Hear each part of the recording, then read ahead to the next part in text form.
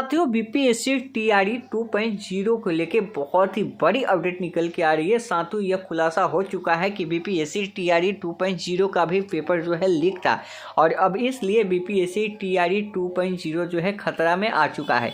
इसके बारे में पूरी डिटेल्स में हम लोग इस वीडियो के माध्यम से बात करने वाले हैं कि कैसे उसका पेपर लीक हुआ था और कैसे इसका आगे की प्रोसेस होने वाली है। क्या सच में टीआरई 2.0 रद्द हो जाएगी या फिर इसके ऊपर कोई प्रभाव नहीं पड़ेगा? तो वीडियो को आप लास्ट तक जरूर देखें।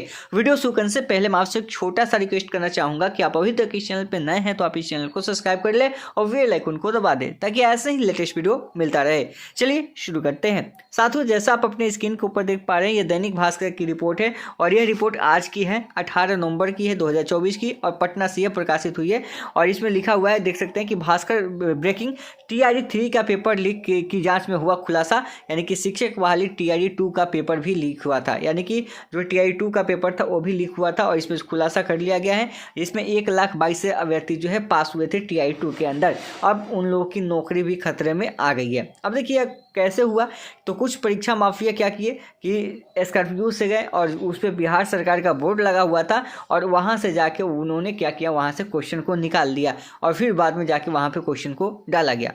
ठीक है, इस चीज़ के ऊपर भी बात करेंगे और कैसे कैसे लीक हुआ था इन सब के ऊपर भी बात करेंगे। चलिए आइए एक एक करके देखते हैं। तो आपको पता है कि टीआरई 3 का पेपर लीक हुआ था, उसके बाद जांच हुई, जांच में पाया गया कि हाँ उसका पेपर जो है लीक हुआ था। इस वजह से एग्जाम को कैंसिल किया गया और एग्जाम को कैंसिल करने के बाद फिर से इसका री एग्जाम लिया गया 19 से 22 जुलाई के बीच में और उसका रिजल्ट जो है अभी 15 नवंबर को जो है जारी कर दिया गया है। अब इसमें देखिए कि इससे पहले टीआरई 2 का जो एग्जाम हुआ था उसमें कैसे पेपर लीक हुआ था। तो इसमें एक नंबर पता चला है, जो नंबर आप देख सकते हैं कि के मुंशी राहुल के नाम से सीडीआर में एक मोबाइल नंबर था जो पिकअप चौधरी के नाम से, चोर चौधरी के नाम से सेव था।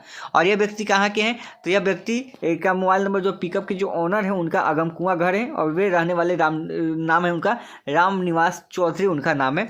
तो ये भी इसमें संलिप्त है। साथ ही साथ 3 कोचिंग संचालक भी जांच के घेरे में। आप देखे थे ना कि 3 कोचिंग वालों का नाम आ रहा था, तो 3 कोचिंग संचालक जांच के घेरे में इसलिए हैं क्योंकि जब पेपर वायरल हुआ, पेपर मतलब लीक हुआ, उसके बाद उन 3 कोचिंग संचालकों ने क्या किया, उसको जो है सॉल्व कराने का काम किया। यानी कि कैंडिडेट को क्या किया, बुला के उसमें सॉल्व कराने का काम किया। इसलिए 3 कोचिंग संचालक जो है जांच के घेरे में है। अब इसके बारे में भी पता चलेगी। देखिए जेल से फोन कर सबूत मिटवाए। यहाँ पे डॉक्टर शिव पहले ही सिपाही बहाली पेपर लीक मामले में उज्जैन से अपनी गर्लफ्रेंड और अन्य साथियों के साथ गिरफ्तार हुआ था। फिलहाल वो बेऊर जेल में बंद है। जेल से उसने अपने सहयोगियों को फ़ोन कर सबूत मिटाने के निर्देश दिया है और करण नाम के व्यक्ति ने राहुल का फ़ोन फॉर्मेट कर सारे साक्ष्य जो है डिलीट कर दिए हैं। ये चीज़ें जो है यहाँ पे बताई गई है और यहाँ पे जो चालक है उसको 7,000 रुपये दिए गए थे कि भाई तुम यह पेपर लीक कर दो। और टीआरई 3 जो हुआ था आपका बिहार शरीफ में ले जाने वाली गाड़ी में, आपको पता है कि ढाबा पे ये चीज़ हुआ था। अब बात आती है टीआरई 2.0 का कि टीआरई 2.0 का पेपर कैसे लीक हुआ था। और यह जो लीक हुआ था जो सराय और मुजफ्फरपुर के बीच में ही यह लीक हुआ था। देखिए टीआरई 2 का प्रश्न पत्र जो विभिन्न जिलों तक ढोने वाली गाड़ियों में एक पिकअप का चालक भोजपुर का शिवकांत सिंह था। यानी साफ खुलासा कर दिया गया है।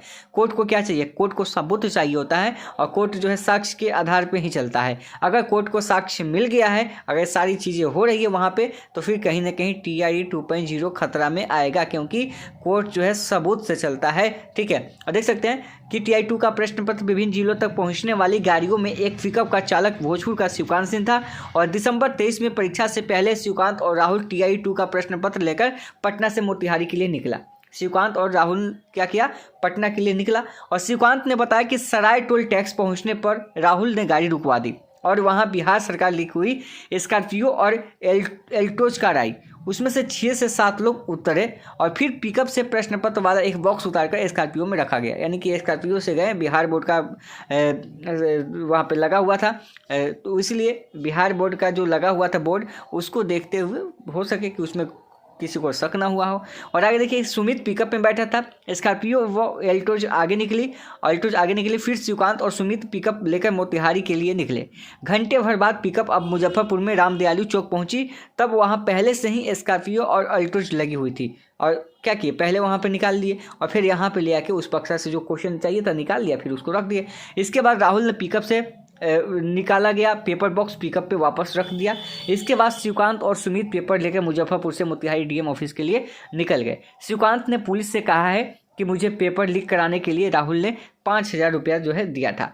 रामनिवास चौधरी के अनुसार 2023 के दिसंबर महीने में परीक्षा से पहले TI-2 का प्रश्न पत्र ट्रांसपोर्टेशन के दौरान ही लीक कराया गया था। रामनिवास चौधरी के अनुसार अगर बात कीजिएगा तो 2023 में यह क्या किया गया था, ट्रांसपोर्टेशन से पहले ही यह इसको वायरल करा दिया गया था। इसके एवज में राहुल ने उन्हें गाड़ी से भाड़ा के अलावा 8,000 रुपये भी दिए थे।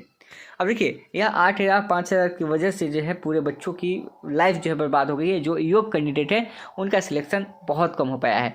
TI-3 में भी DTDC वाले ने जिलों में प्रश्न पत्र भेजने के लिए इनके पिकअप वैन का इस्तेमाल किया था। यानी कि देखिए जब TI 2.0 में वह क्या किया भाई लीक करवा दिया और उसी पिकअप को TI-3 के लिए भी भेजा गया। तो जब बताइए जो एक बार चोरी कर चुका है, एक बार लीक कर चुका है तो दूसरी बार भी करेगा। इसके लिए राहुल ने श्रीनिवास को 25,000 रुपये दिए थे। अब देखिए तो इसलिए खेल चलता आ रहा है और कहीं ना कहीं TI-2 जब लीक हुआ है तो कहीं ना कहीं TI-1 भी अब जांच के घेरे में है, वो भी लीक हुआ है।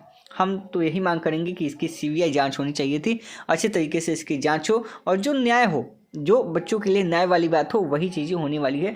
चाहे TI-2 की बात करें, अगर TI-2 के अंदर फर्जीवाड़ा हुआ है तो भाई उसकी उजागर होना चाहिए जो योग्य अभ्यर्थी है। अब कोर्ट को भी क्या चाहिए, कोर्ट को सबूत चाहिए। सबूत तो मिलेगा ही क्योंकि EU की टीम ने ये रिपोर्ट सौंपी है और सब चीज़ का जो है कहीं ना कहीं प्रमाण कोर्ट को दिया जाएगा और इसी के आधार पे कोर्ट आगे डिसीजन लेगी कि आगे इसका करना क्या है। इसका आगे रिवाइज रिजल्ट निकालना है या इस बहाली को रद्द करना है। और कहीं ना कहीं अब TI-2 का मामला जो है फंसता हुआ नजर आ रहा है और कहीं ना कहीं अब TI-2 के अभ्यर्थियों के लिए एक परेशानी का कारण यहाँ पे बन सकता है क्योंकि दूसरा मैटर नहीं है, यहाँ पे पेपर लीक का ही मामला है और पेपर लीक का जो मामला है उसकी पुष्टि भी हो रही है।